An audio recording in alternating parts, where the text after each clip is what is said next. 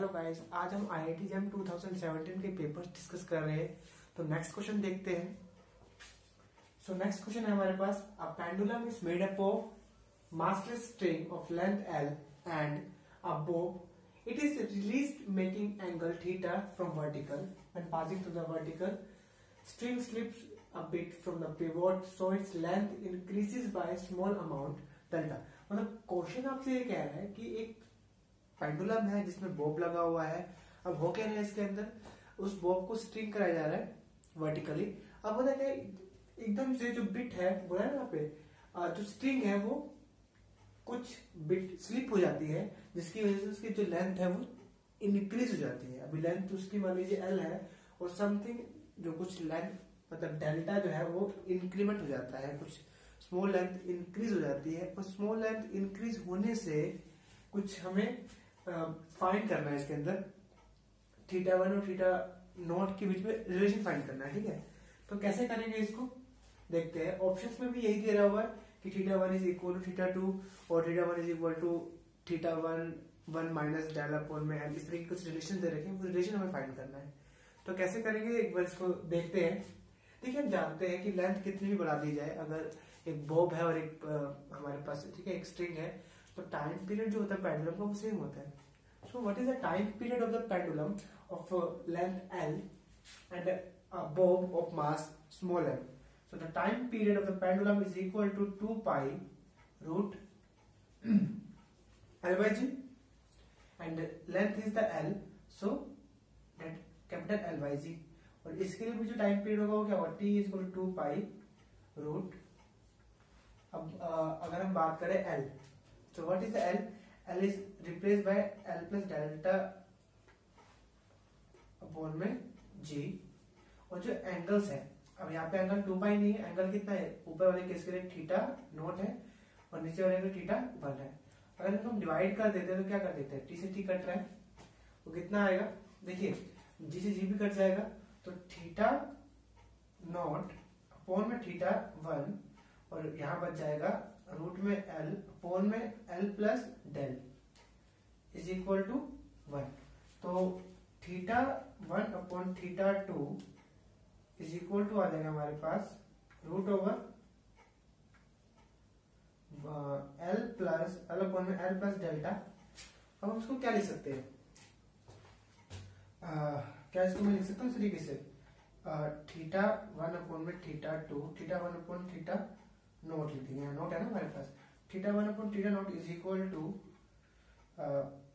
Root over one upon में one plus del by L, है ना। और इसको हम ऐसा भी लिख सकते हैं, थीटा वन अपॉन में theta two is equal to root over one plus del by l की पावर ऊपर भेजेंगे माइनस वन अपॉन में टू हो जाएगा। ठीक है, तो थीटा वन अपॉन में theta naught is equal to, इसको हम लोग अगर बाइनोमियल एक्सपेंशन करें तो बाइनोमियल एक्सपेंशन क्या होता है, वन प्लस एक्स की power n is equal to one plus n x plus n n minus one x square by two factorial and so on. तो हम लोग सिर्फ एक ही टर्म को एक्सपेंड करेंगे, तो वन माइनस वन अपॉन में टू डेल बाय एल। ठीक है, पावर से इंटू कर दिया तो आ गया, तो थीटा वन की वैल्यू आ गई theta naught one minus del upon two L. This is the answer, this is the relation between theta one and theta naught. So ये क्वेश्चन हो गया। नेक्स्ट क्वेश्चन पे चलते हैं। नेक्स्ट क्वेश्चन कह रहा है कि एक सिस्टम है हमारे पास जिसमें कुछ पार्टिकल्स है, एन पार्टिकल्स है जो कि क्लासिकल स्टैटिस्टिक्स को फॉलो करते हैं। ईच हैविंग एनर्जी, और एनर्जी जो दे रखी है हमें जीरो या फिर ई है। The system is thermal contact with each other at temperature T, total energy and heat capacity. Okay, इसको रब कर रहे हैं। ठीक है,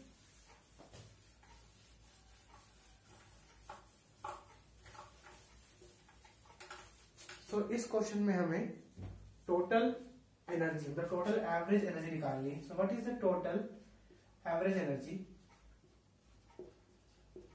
सिंबल क्या है इसका, यू है, U that is equal to what, इसका फॉर्मूला होता है एक summation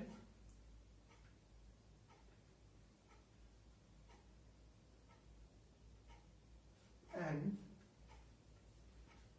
E raise to power minus E by के T divide by summation E raise to power minus capital E by के टी। यहाँ पे के जो है वो बोल्ट्जमैन कांस्टेंट और T is the absolute temperature and is the number of particles which obeys the classical statistics. So अगर हम यहाँ पे इन एनर्जीज को पुट कर दें जीरो और ई, तो यू इज इक्वल टू आ जाएगा एन, पहले जीरो पुट करेंगे तो ये तो पूरा खत्म हो गया, जीरो खत्म, फिर हम ई पुट करेंगे तो फिर सेम से नहीं आएगा, ये लिखा हुआ है। मतलब हमें क्या करना है, अब हमें जो है यहाँ पर जीरो और ई के लिए फाइंड करना है, तो पहले जीरो पुट करने समेशन का मतलब क्या है, जीरो भी पुट करना है, ई पुट करना है। जीरो पुट किया तो जीरो यहाँ पुट करेंगे, यहाँ जीरो पुट करेंगे तो पूरा जीरो बन जाएगा, प्लस फिर ई पुट करेंगे तो यहाँ पे ई, यहाँ पे ई, तो सेम ऐसा आ जाएगा, डिवाइड बाय नीचे क्या आएगा, पहले यहाँ पे जीरो पुट करेंगे तो ये तो वन बन जाएगा, प्लस फिर जब ई पुट करेंगे तो A raise to power minus E by के टी। तो दिस इज द आंसर। ठीक है, तो ये आंसर आ गया हमारे पास, कितना आया answer, n E raise to power minus E by के टी। एक्चुअली जो आंसर दिया है ना बुक में, उसमें ऊपर कोई भी एक्सपोनेंशियल टर्म नहीं आ रही, तो उसको हम लोग रिप्लेस कर देंगे। ऐसा करते हैं, n E raise to power minus E by के टी, और नीचे जो है ना e raise to power minus E by के टी कॉमन ले लेते हैं, तो यहाँ बच जाएगा e raise to power e by के टी प्लस वन, तो कट जाएगा और आंसर आ जाएगा n e divide by one plus e raise to power e by के t. This is the answer. Next find करना है हमें heat capacity. What is the heat capacity? Heat capacity U is equal to C heat capacity क्या होती है, dQ by dt, मतलब du by dt, मतलब किसी ने करना जो आया है आंसर, इसका हम लोग डिफरेंशिएट कर दे तो d by dt, और what is the value of U is n e divide by 1 plus e raise to power capital E by kt। इसको हमें डिफरेंशिएट करना, आंसर आ जाएगा हमारा। अब इसको डिफरेंशिएट कैसे करेंगे, इसके लिए वाला आपको करना पड़ेगा। आई थिंक आपको समझ में आ गया, वाला फॉर्मूला होता है एवरेज एनर्जी का। ठीक है, सो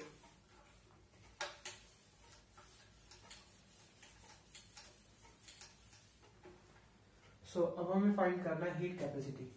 ठीक है, तो इसको हम लोग डिफरेंशिएट कर लेते हैं।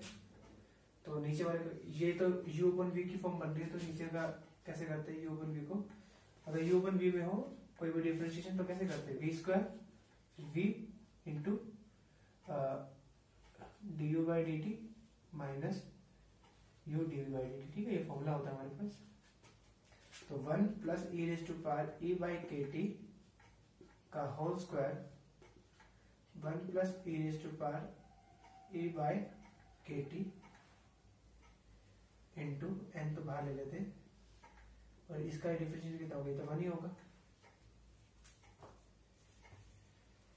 माइनस, अब e लिखना है, अब इसका करना डिफरेंशिएशन हमें, तो कितना आएगा इसका डिफरेंशिएशन, तो 0 हो जाएगा, इसका e raise to power e by के टी, और फिर e बाय के टी का भी करना पड़ेगा डिफरेंशिएशन, है ना, तो कितना होगा, तो ये हो जाएगा 1/t, है ना, तो t की पावर -1, मतलब कि -t -1 मतलब माइनस t की पावर -2, मतलब -1 में t स्क्वायर, है ना, तो मतलब कि आ जाएगा e अपॉन में k, e अपॉन में k, और 1/t का किया कितना आया -1/t स्क्वायर, तो मतलब कि -1/t square.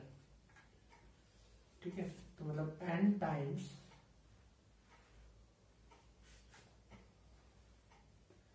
1 plus e raise to power e by k T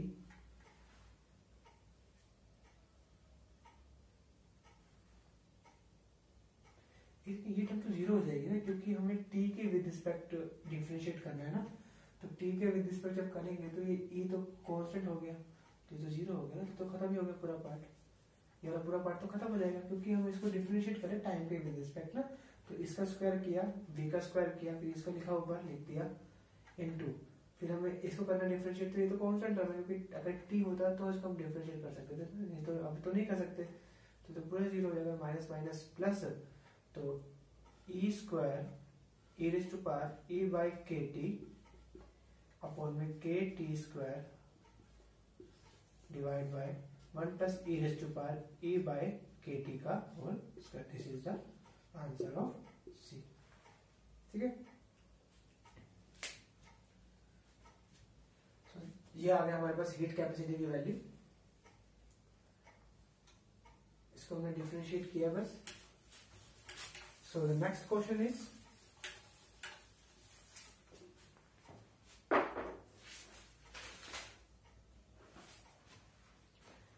दिया हुआ है हमें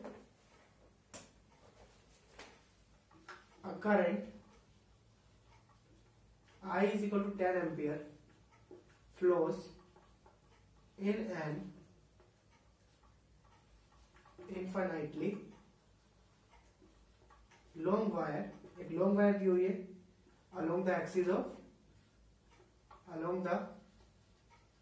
axis of hemisphere, और आपको फाइंड करने के लिए कह रहा है find the value of integration of del cross b dot ds, और इसमें जो है लिखा हुआ ओवर द हेमिस्फेरिकल सरफेस। तो इस फिगर दे रखी है, ऐसे वायर दे रखी है, ऐसे करंट फ्लो हो रहा है उसमें, और एक हेमिस्फीयर से बना रखा है नीचे इस तरीके से। तो इस हेमिस्फेरिकल सरफेस के अकॉर्डिंग आपको जो है इसके अलग आपको फाइंड करनी है इस इंटीग्रल की value. So what is this integral? This integral is del cross b dot ds। आप अगर नोटिस करो तो ये हमारा स्टोक्स थ्योरम से हो सकता है। स्टोक्स थ्योरम के अकॉर्डिंग टू स्टोक्स थ्योरम इसको लिख सकते हैं b डॉट dl, हाँ लिख सकते हैं इसको इस तरीके से। और according two ampere circuital law b dot dl is nothing but mu naught times i, and mu naught और i की वैल्यू दे रखी है 10, तो दिस इज द आंसर। अरे क्वेश्चन तो जल्दी समझ में आ गया, काफी इजी क्वेश्चन था ये तो। ठीक है, अब जो है क्वेश्चन नंबर 8 को देख लेते हैं। क्वेश्चन नंबर 8 का कह रहा है एक प्लेन है जिसमें क्यूबिक लैटिस दी हुई है, a plane of cubic lattice make intercept. ऐसा हमें इंटरसेप्ट दे रखे हैं, हमें इंटरसेप्ट दे रखे हैं, इंटरसेप्ट क्या दे रखे हैं हमें? इंटरसेप्ट क्या होते हैं? OA, OB और OC है ना। तो OA, OB, OC दे रखा है a by 2 और 2a by 3, और मिरर इंडिसेस पूछ रहा है। Question easy, find the Miller indices. तो मिरर इंडिसेस क्या होता है? H के रेशियो L, ठीक है, इसी को बोलते हैं मिरर इंडिसेस। और फॉर्मूला होता है a अपॉन में OA रेशियो a अपॉन में OB रेशियो a अपॉन में OC। तो a अपॉन में OA की वैल्यू है a, OB की वैल्यू है a by 2, OC की वैल्यू है 2a by 3, a से a तो कट गया, तो 1 रेशियो 2 रेशियो 3 by 2। अब देखिए 2 आया बटे में, तो इसको हटाने के सबको 2 से इंटू करना पड़ेगा, तो 2 रेशियो 4 रेशियो। तो this is the Miller indices of this crystallographic axis. So next question में चलते हैं। आई थिंक सो आपको ये दोनों क्वेश्चन समझ में आए होंगे। दोनों क्वेश्चन इतने मुश्किल नहीं थे, सीधे फॉर्मूले बेस पर थे। सो अब हम क्वेश्चन कर रहे हैं फोर ईयर सीरीज पे, ठीक है। क्वेश्चन आया होगा 4 ईयर सीरीज पे, लिखा हुआ 4A 4 ईयर सीरीज, और इसमें पीरियड दिया हुआ है हमें 2 पाई।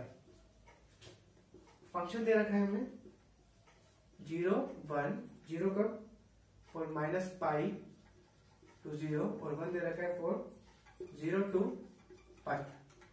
और फाइंड कह रहा है रेशियो फाइंड करो of 4 year coefficient of first and third harmonic. अब हम उसको कैसे कर सकते हैं?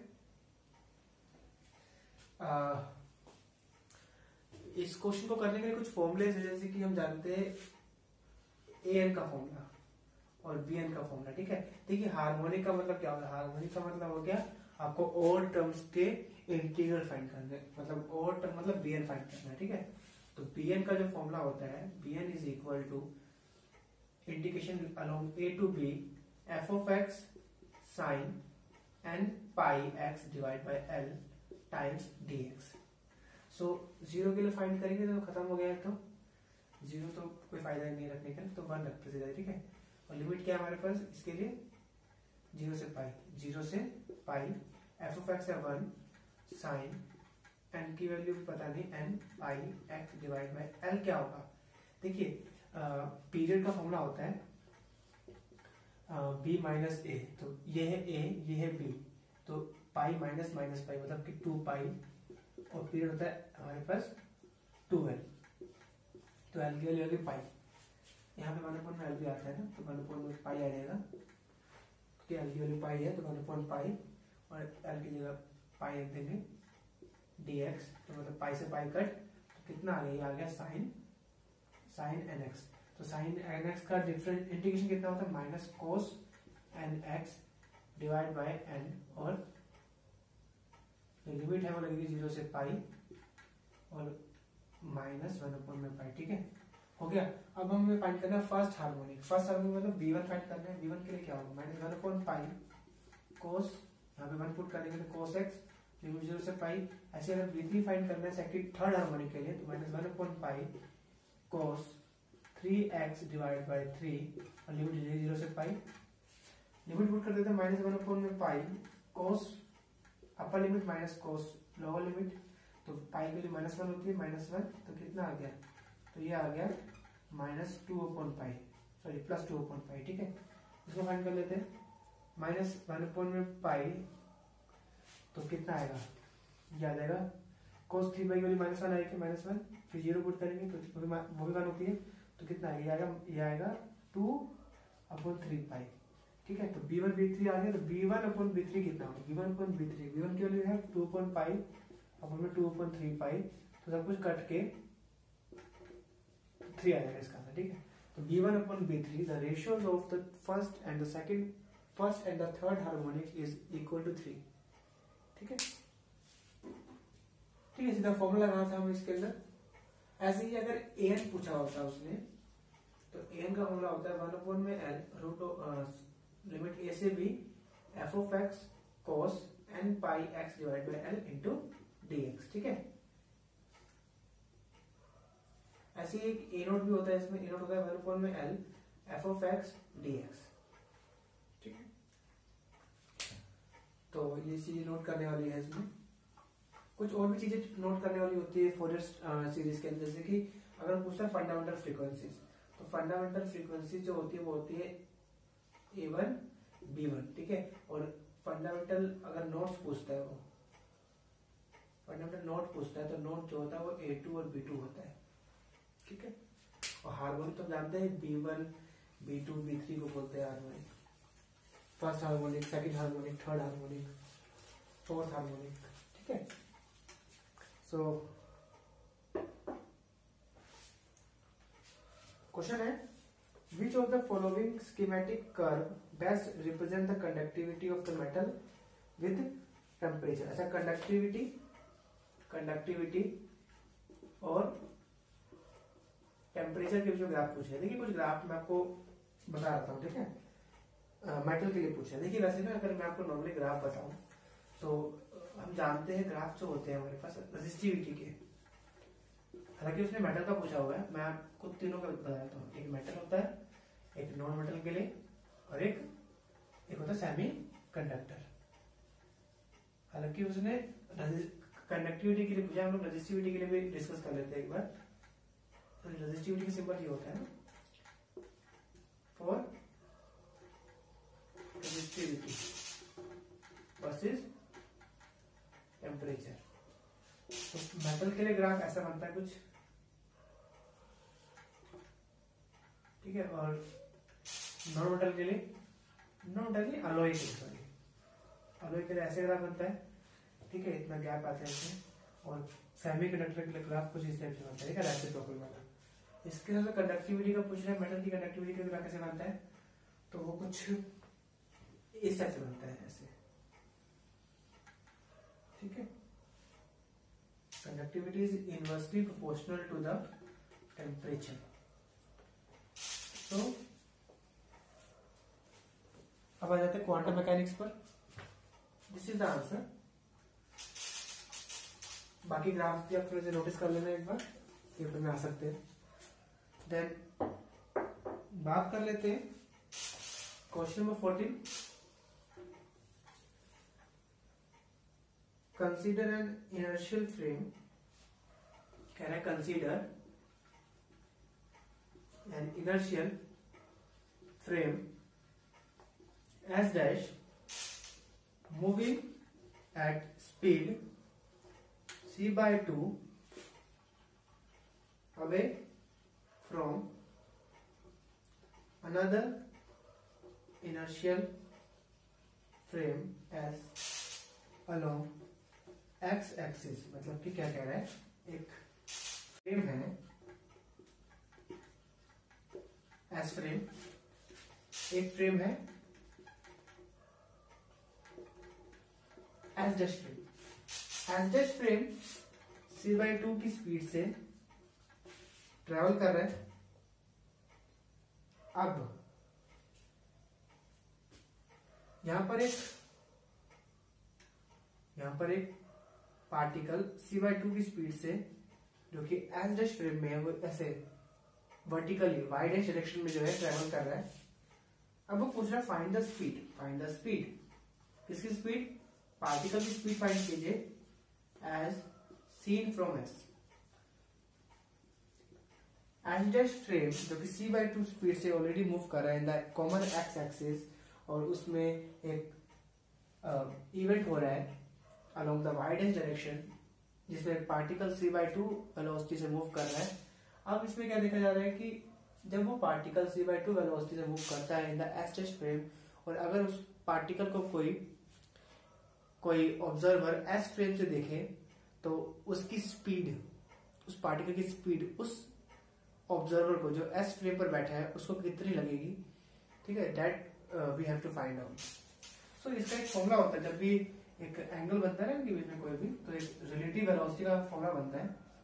तो v relative is equal to √v1 square plus v2 square plus minus 2v1 v2 cos theta minus v1 square v2 square sine square theta divide by c square divide by 1 minus v1 v2 cos theta divide by c square,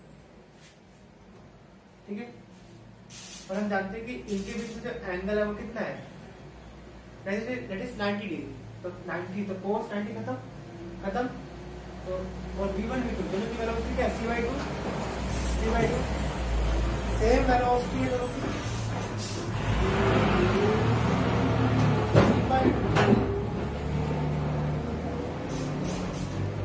c/2 तो खत्म हो गया, minus c square by 4 sine 91 हो जाएगा, और नीचे c square है, ठीक है, डिवाइड बाय नीचे बनाएगा, ठीक है। तो ये तो कट जाएगा, तो कितना आ गया, यहाँ पर आ गया ये c square by 4 2c square by 4 minus c square bye 16 √,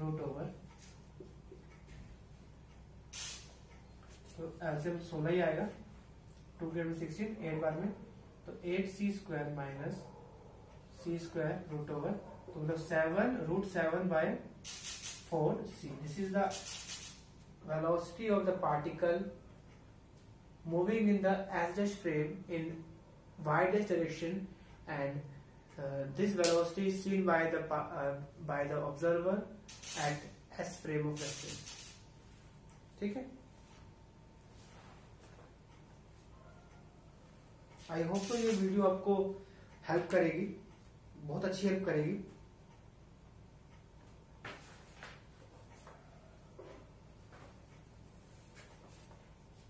अब इसको रब कर देना चाहिए। ठीक है, ये फॉर्मूला आपको लर्न करना है। देखिए एंगल अलग अलग भी हो सकते हैं, बट यहाँ पे जो है एंगल 90 डिग्री था, थोड़ा सा इजी पड़ा हमें सॉल्व करने के लिए।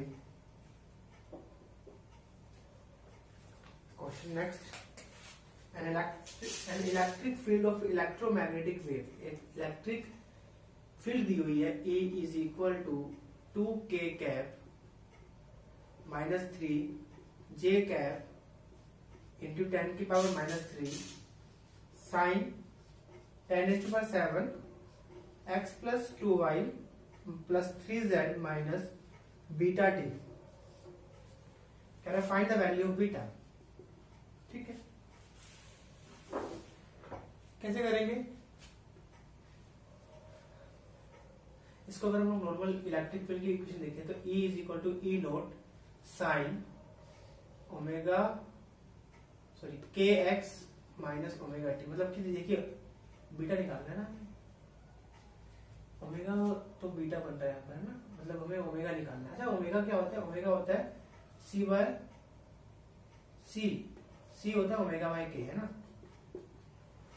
तो ओमेगा तो बीटा दिया हुआ है हमें, है ना, और के क्यों कहते हैं कि के, what is the value of के?